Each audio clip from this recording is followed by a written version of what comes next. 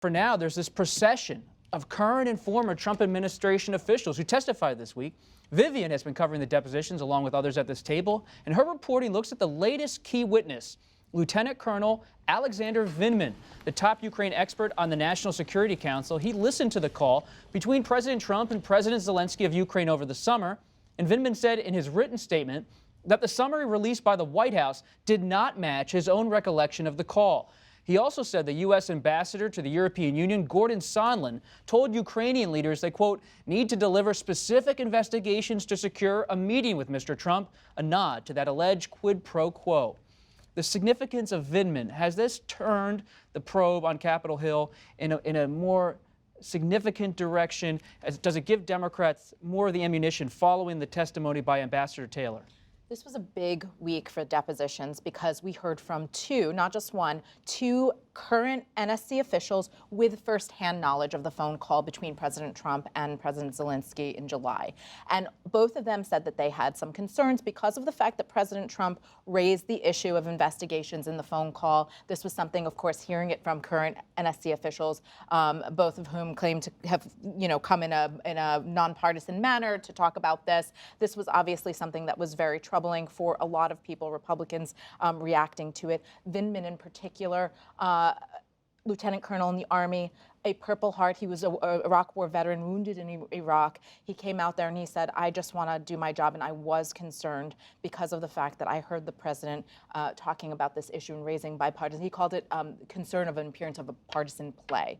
And so this was one thing that he said in his opening statement. But the other interesting thing that came about this week is the circle closing in increasingly on Gordon Sondland, the U.S. ambassador to the European Union. Gordon Sondland now playing a very key role, as did Rudy Giuliani, the president's personal attorney, because we see now from a number of depositions that there were concerns that he was going out there and people with firsthand knowledge that he was going and telling the Ukrainians, you need to open an investigation either to secure a meeting with President Trump or for your aid to come through. And to hear that from NSC officials, current NSC officials, was very, very striking. Of course, we still don't have them saying any of these things coming out of the president's mouth, and that's going to be the challenge moving forward for a lot of Democrats who are looking, obviously, to move this into a trial phase at some point, is that you don't have this coming out of the president's mouth. What you have is the phone call, which everyone talks about a quid pro quo. Do they link directly withholding of military aid to Ukraine to the investigations to Biden?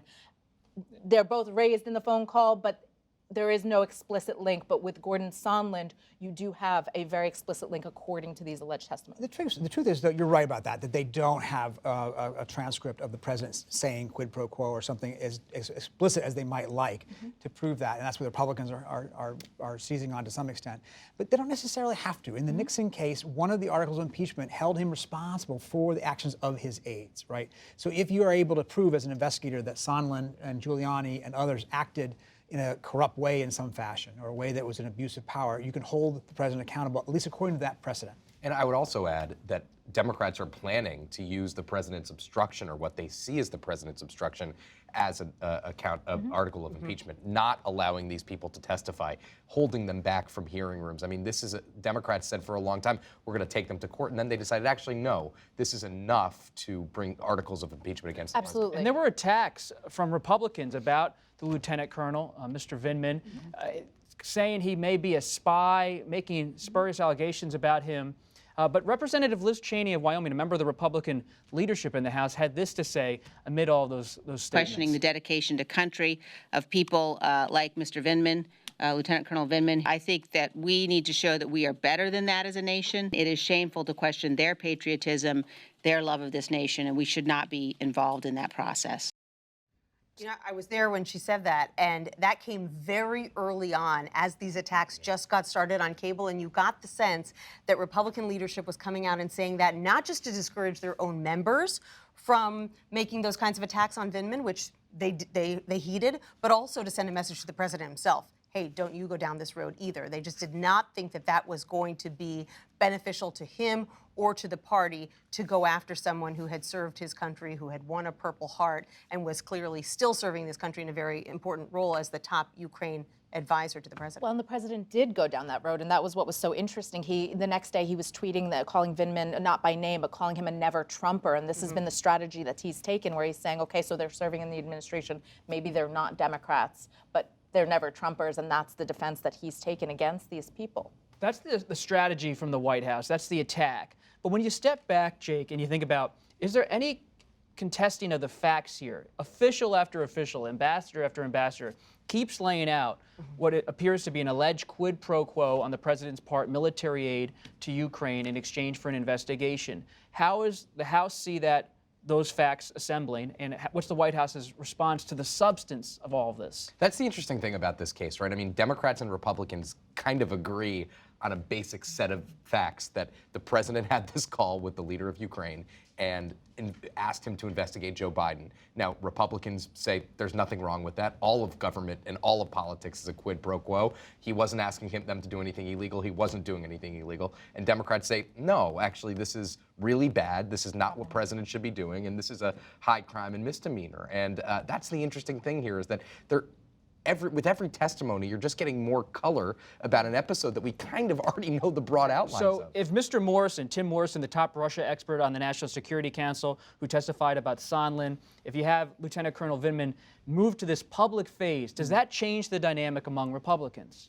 You know, it has to be something rather stunning in order to change that dynamic right now. Already the Republicans have heard from Colonel Vindman, they've heard from Bill Taylor, they've heard from all these people they've heard from Mick Mulvaney, who got on television and said, yes, there was in fact a connection between holding back the aid and an investigation, and they try to take it back. So there's no real dispute in some ways about the facts at this point. It's how you characterize them. And unless some of these witnesses get up there and are so dramatic and change public opinion, I don't see why that would change Republican minds. Could this lead to a pretty speedy impeachment process and vote if all the facts are already here in the depositions? Absolutely, and I think that's what Democrats would like to see happen, partly because they are wary of getting painted by Republicans as a party that only cares about impeachment and nothing else. Already that's the main case that Republicans are making, is that the Democrats have been wanting to impeach this president for 3 years, and they've now just found an excuse to do it. So if they can keep things moving, they feel that public sentiment has shifted, and they don't want to take the chance of it shifting back, so they're going to try to move swiftly, and every House leader that I talk to is eager to get this done by the end of the year.